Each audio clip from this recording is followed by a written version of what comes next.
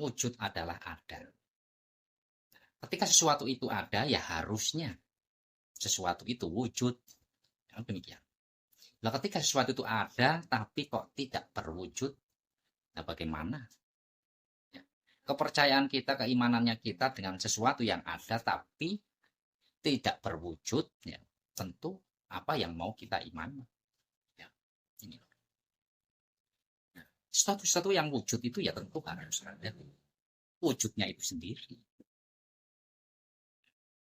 Nah ini, sifat wujud Allah ini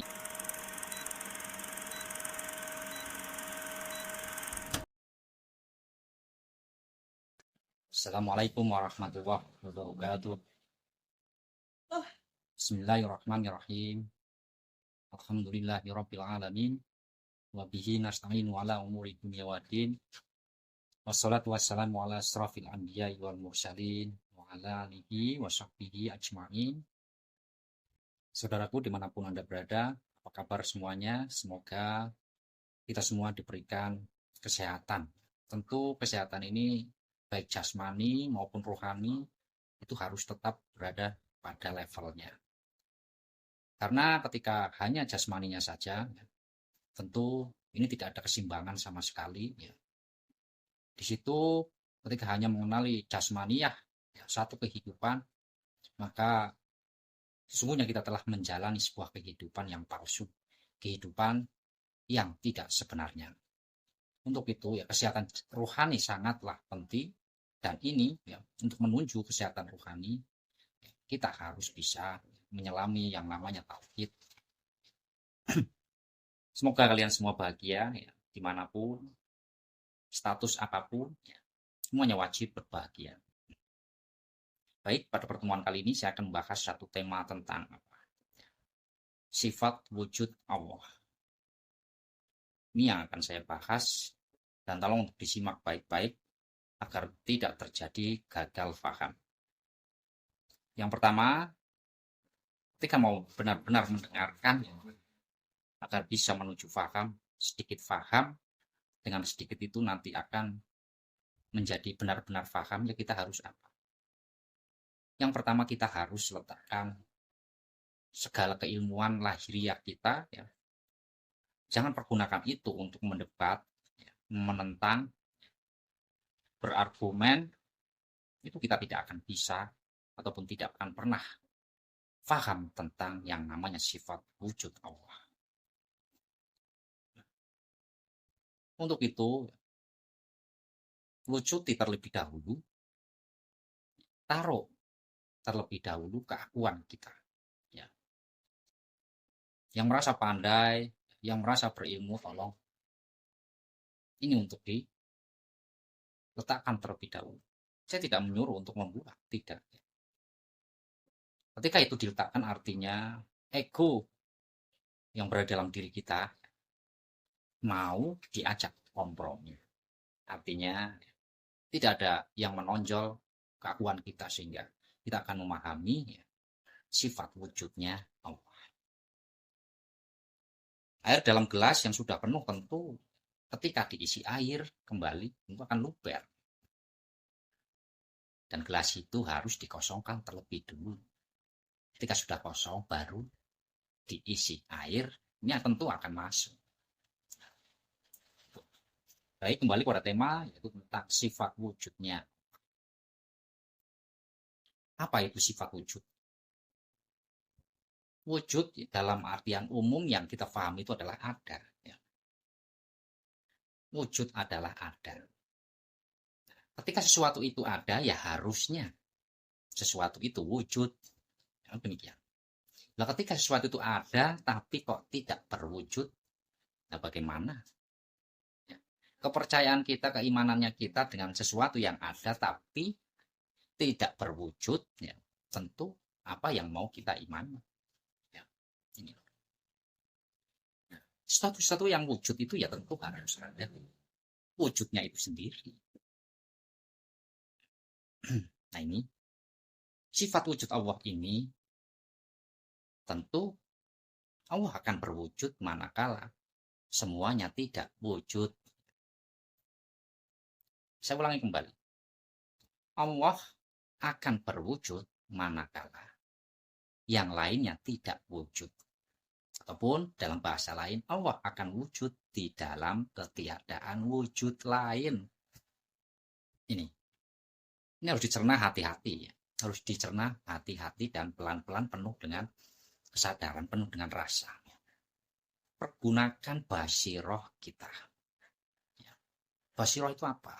Basiroh itu adalah mata hati yang bisa menyaksikan wujud yang sebenarnya.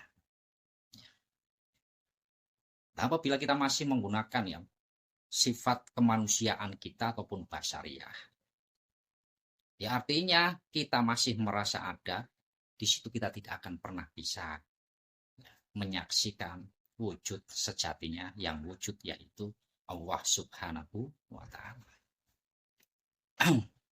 Nah, memahami ini jangan ngegas dulu loh, jangan langsung emosi. Masa Allah wujud? Diterima pelan-pelan saja, pelan-pelan sedikit demi sedikit. Jangan langsung menjustis. Jangan langsung mengambil kesimpulan. Pelajari dulu. Saya ulangi lagi. Allah akan wujud di dalam ketiadaan wujud lain. Paham? Nah, artinya ketika semuanya itu wujud, maka Allah yang tidak akan pernah wujud. Semesta ini adalah siapa? Ini adalah nurullah. Pancaran nur Allah. Nah, di dalam pancaran itu ketika kita disilaukan dengan wujud-wujud semesta, ya, manusia, binatang, iblis, tumbuh-tumbuhan, dan lain sebagainya, ya tentu mata kita disilaukan oleh cahayanya Allah itu sendiri. Nah, jadi ya, kewujudannya Allah ini manakala kewujudan semesta ini tidak ada.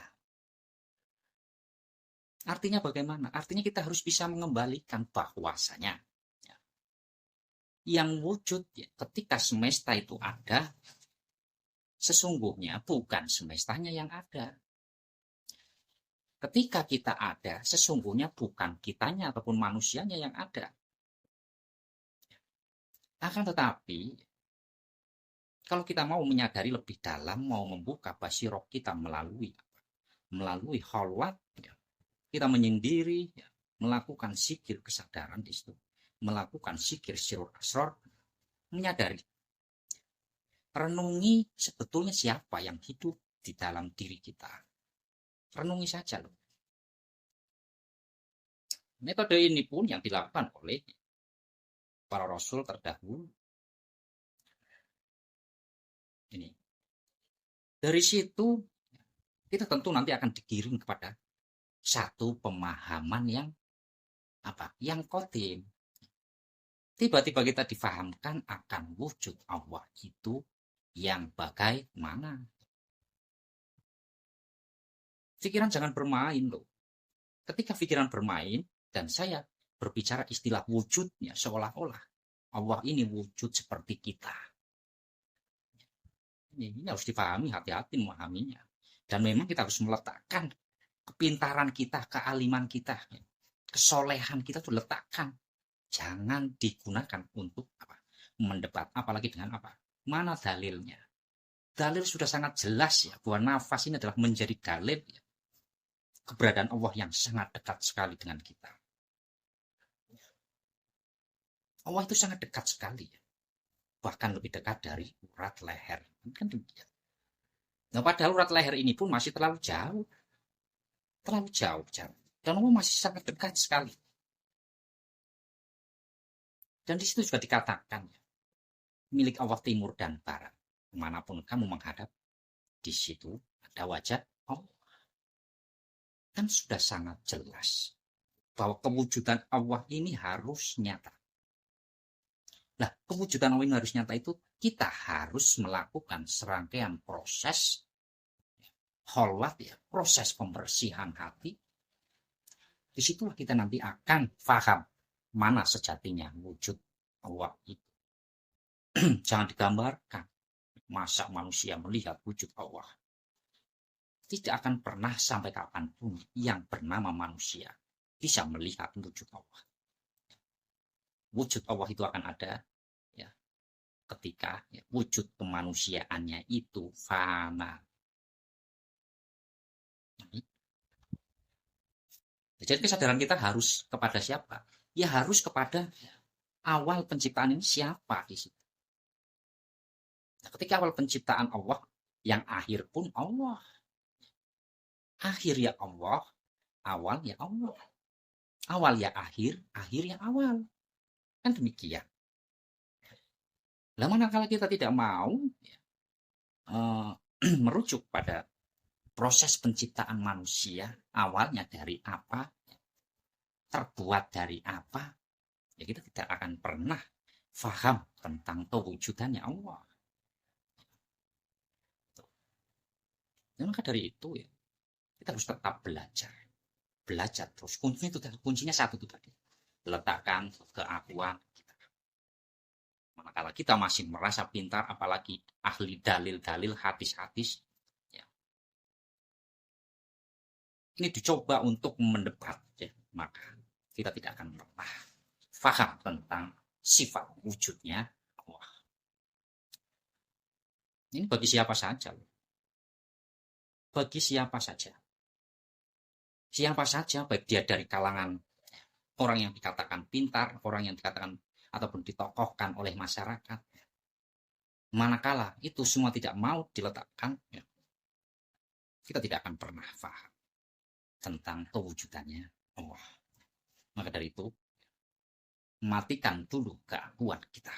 Mutu qobla antam. Mati sakjroning urip. Dari situ kita akan digiring kepada siapa yang punya wujud. Sehingga jalur ya, sampai di sini ya. Fahami pelan-pelan, jangan langsung ngegas, jangan langsung emosi. Ketika kita langsung emosi, ya gelap hati kita. Tidak akan pernah. Untuk itu, bukalah dulu hati kita. Terima dulu. Terima dan fahami sedikit demi sedikit. Maka nanti kefahaman itu akan datang dengan sendirinya. Itu saja ya. Terima kasih dari saya. Mohon maaf. Wassalamualaikum warahmatullahi wabarakatuh.